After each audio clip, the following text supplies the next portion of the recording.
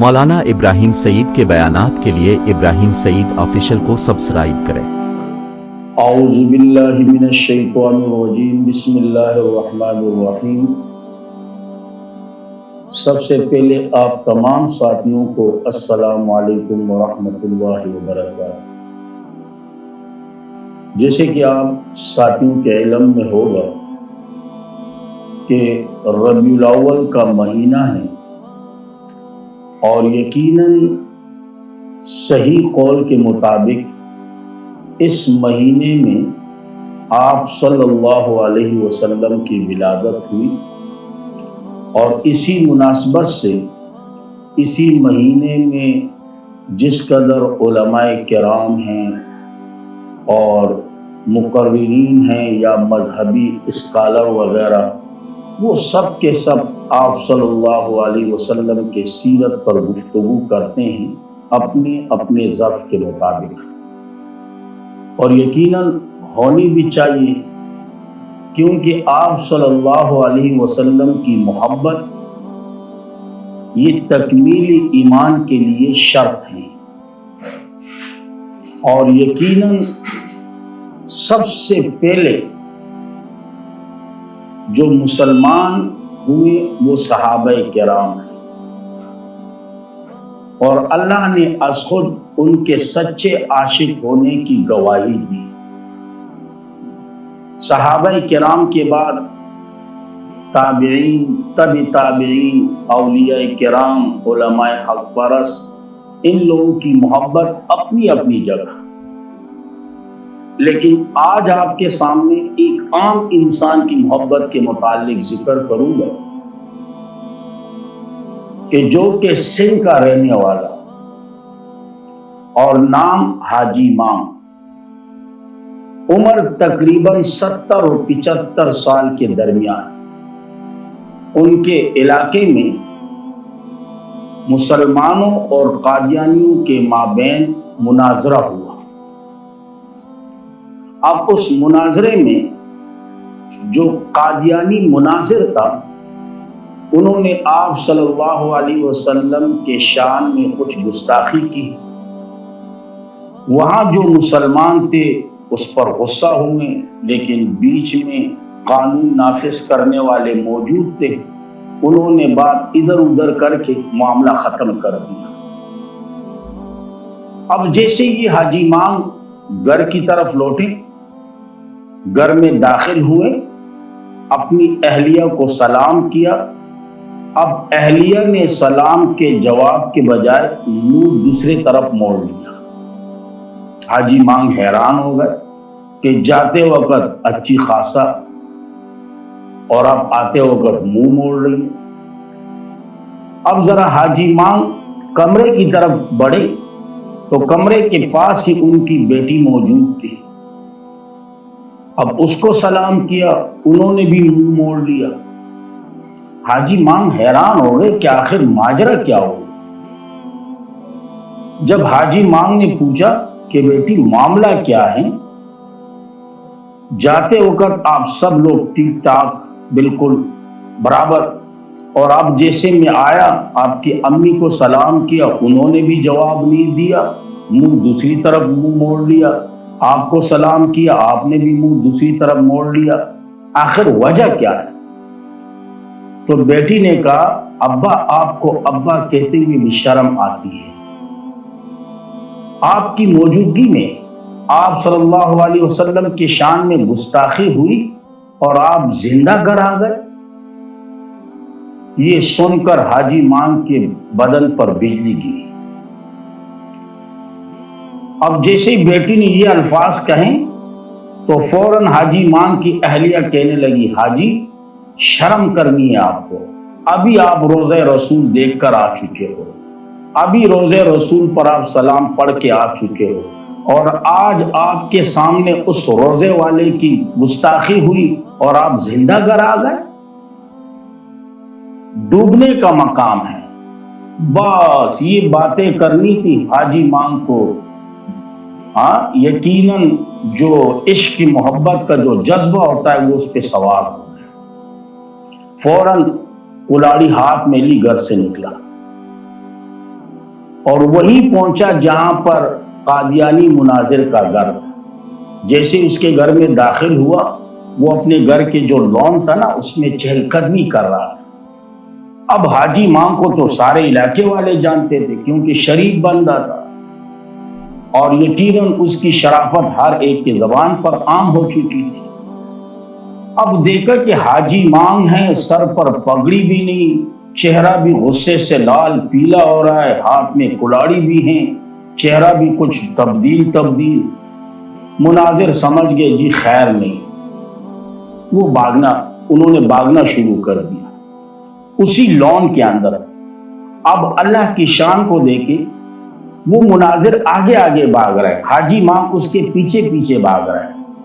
ان کا اپنا ہی پائنچا ان کے اپنے ہی پاؤں میں پسا، اور اسی پائنچے کے پسنے کی وجہ سے وہ مناظر نیچے زمین پہ گر گیا۔ جیسے گرا، حاجی مانگ فوراً پہنچا، اس کے سینے کے اوپر بیٹھ گیا اور کہا، اس کی زبان پکڑ کے اس سے کہا کہ یہی زبان ہے نا کہ جس سے آپ نے میرے پیغمبر کی شان میں گستاخی کی تھی، یہی زبان ہے نا، اس زبان کو کاٹ لیا۔ اور پھر اس کے سینے پہ ہاتھ مارا، کہا یہی دل ہے نا، یہی سینہ ہے نا جس میں میرے پیغمبر کا بغض بھرا ہوا ہے۔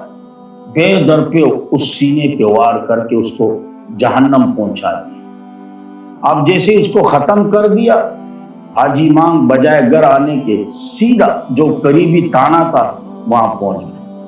اب جو تانے دار تھا وہ بھی حاجی مانگ کو جاننے والا، جیسے ہی حاجی مانگ تانے میں داخل ہوا، دیکھا کہ جی حاجی مانگ ہے، سر پہ پگڑی نہیں، ہاتھ میں کلاڑی، وہ بھی خون سے سرخ، کپڑے بھی خون سے گندے ہو چکے ہیں۔ کہا حاجی صاحب خیریت تو ہے نا؟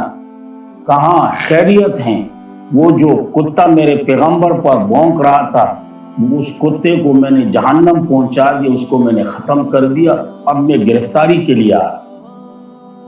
اب جیسے ہی تانے دار نے حاجی مانگ کی زبان سے یہ سنا، انہوں نے فوراً اپنی ٹوپی اٹھائی اور حاجی مانگ کے قدموں میں رکھی کہ حاجی مانگ آپ کو گرفتار کر کے اپنے آپ کو اللہ کے رسول کے سامنے شرمندہ کرنا ہے، آپ کو گرفتار کر کے اپنے آپ کو شفاعت سے محروم کرنا ہے، اپنے آپ کو شفاعت سے محروم کرنا ہے۔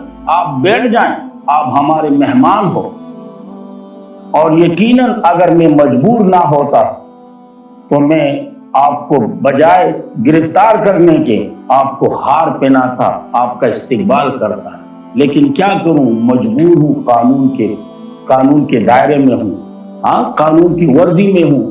لہٰذا جو تانے میں جو دیگر افسران وغیرہ عاملہ وغیرہ موجود تھا، وہ حاجی مانگ کی خدمت کے لیے باغ دوڑ میں لگ گئے، خدمت بھی کر رہے، رو بھی رہے کہ واہ جی 70 سالہ بوڑھا اور ایسا کارنامہ۔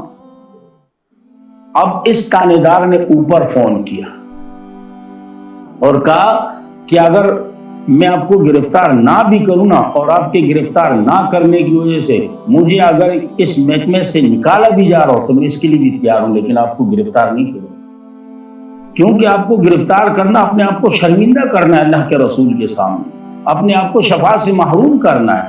ایسے بھی لوگ ہوتے ہیں اس محکمے کے اندر، اور یقیناً خوش نصیب ہوتے ہیں ایسے لوگ جن کے اندر دین کی محبت بھی ہو، دین کا جذبہ بھی ہو، عشق کے رسول بھی ہو۔ اور یقیناً ایسے جو لوگ ہوتے ہیں نا محکموں کے اندر، ایسے لوگوں کو ہم سلام کرتے ہیں اور ان کے لیے دعا گو ہیں کہ اللہ ان کی عمروں میں خیر و برکت عطا فرمائے۔ بہرحال قصہ مختصر کہ انہوں نے اوپر فون کیا، اسلام آباد سے لوگ آئیں ان کو گرفتار کرنے کے لیے۔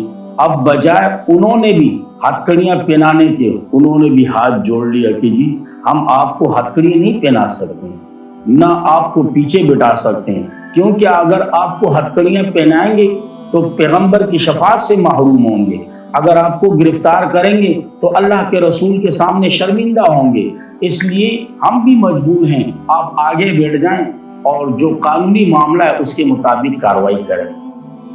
لہٰذا اس کو باعزت طور پر لے گئے، اور یقیناً حاجی مانگ کہہ رہے ہیں کہ جیسے مجھے سکر جیل، حیدرآباد جیل وغیرہ ان جیلوں میں بھیجا گیا، جو جیلی تھے نا جس قدر جیل کے اندر، تو سارے کے سارے جمع ہو گئے، سارے کے سارے۔ ایک رو رہا ہے کہ جی میں نے باپ کو قتل کیا، کوئی کہہ رہا ہے میں نے اماں کو قتل کیا، کوئی کہہ رہا ہے میں نے پڑوسی کو قتل کیا، کوئی کہہ رہا ہے زنا کے کیس میں آیا ہوں، کوئی کہہ رہا ہے منشیات کے کیس میں آیا ہوں، کوئی کہہ رہا ہے بہن کو قتل کیا، بھائی کو قتل کیا۔ آپ کس قدر خوش نصیب ہو کہ آپ عاشق رسول ہو اور اللہ کے پیغمبر کے دشمن کو ختم کر کے آپ آ رہے ہیں، کس قدر خوش نصیب۔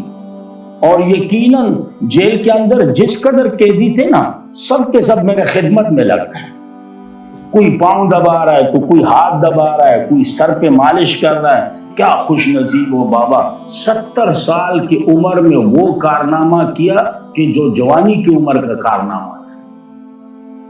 اور یقیناً حاجی مانگ کہہ رہا ہے کہ جیسے جیسے اس جیل میں میرے آنکھیں لگتی، فوراً آپ صلی اللہ علیہ وسلم کی زیارت ہو جاتی۔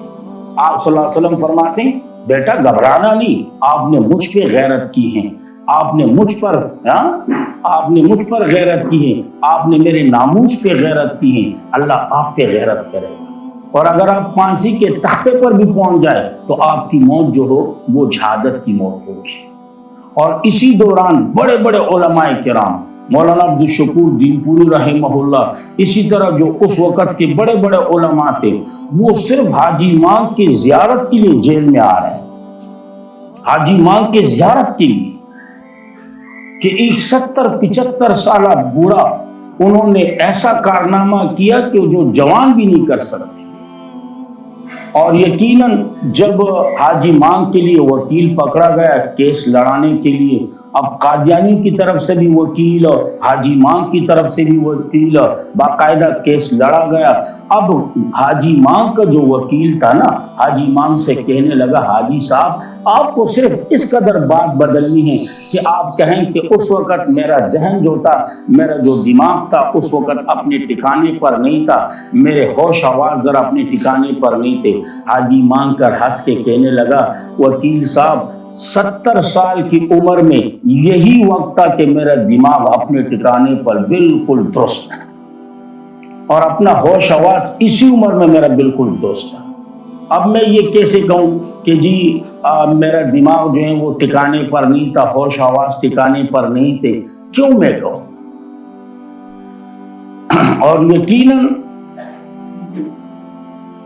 حاجی مانگ کا مقدمہ وکیل لڑتا رہا، کیس ہوتا رہا، یہاں تک کہ جب آخری فیصلہ ہوا نا، یقیناً اس جج کو بھی سلام کہ جنہوں نے جو فیصلہ سنایا۔ اب جب فیصلے سنانے کا وقت آیا تو جج نے کیسا فیصلہ سنایا؟ کہا جی حاجی مانگ جس وقت اس قادیانی کو قتل کر رہا تھا تو اس وقت حاجی مانگ محمد مصطفیٰ کے عشق میں اس قدر سرشار ہو چکا تھا، اس قدر وہ محبت اس پہ غالب ہو چکی تھی، اس قدر محبت انتہا کو پہنچ چکی تھی کہ حاجی مانگ کا اپنا دماغ ٹھکانے پر نہیں تھا۔ لہٰذا جب حاجی مانگ کا دماغ اور ہوش و حواس اس محبت کی وجہ سے ٹھکانے پر نہیں، لہٰذا ایسے لوگوں پر قانون جاری نہیں ہوتا، قانون اسے باعزت طور پر بری کرتا ہے۔ تو یاد رکھیں دوستوں، اسے کہا جاتا ہے عشق، اسے کہا جاتا ہے محبت۔ عشق نام فقط جھنڈیاں لگوانے کا نہیں، عشق نام فقط گلیوں میں کنڈوں کے ذریعے لائٹیں لگوانے کا نہیں، کمکمے لگوانے کا نہیں، نعرہ بازی کا نام عشق نہیں۔ ارے بابا عشق نام ہے تابعداری کا، عشق نام ہے اتباع کا۔ لیکن کیا کریں، اگر کچھ کہتے ہیں تو کہتے ہیں جی یہ آپ صلی اللہ علیہ وسلم کو ماننے والے نہیں۔ ارے بابا جو آپ صلی اللہ علیہ وسلم کا ماننے والا نہیں وہ مسلمان نہیں، وہ مسلمان نہیں۔ میں نے تو شروع میں آپ سے کہا کہ محبت رسول، عشق رسول یہ تکمیلی ایمان کے لیے شرط ہیں، شرط۔ لیکن یاد رکھیں محبت اسے نہیں کہا جاتا جسے تم سمجھ رہے ہو، عشق اسے نہیں کہا جاتا جسے تم عشق کہہ رہے ہو، یہ تو فضولیات ہیں، یہ تو صرف رسم و رواجات ہیں، اس سے اپنے آپ کو بچانا ہے۔ اللہ رب العزت صحیح محبت اور صحیح عشق کے رسول ہمیں نصیب فرمائے۔ وآخر دعوانا الحمدللہ رب العالمین۔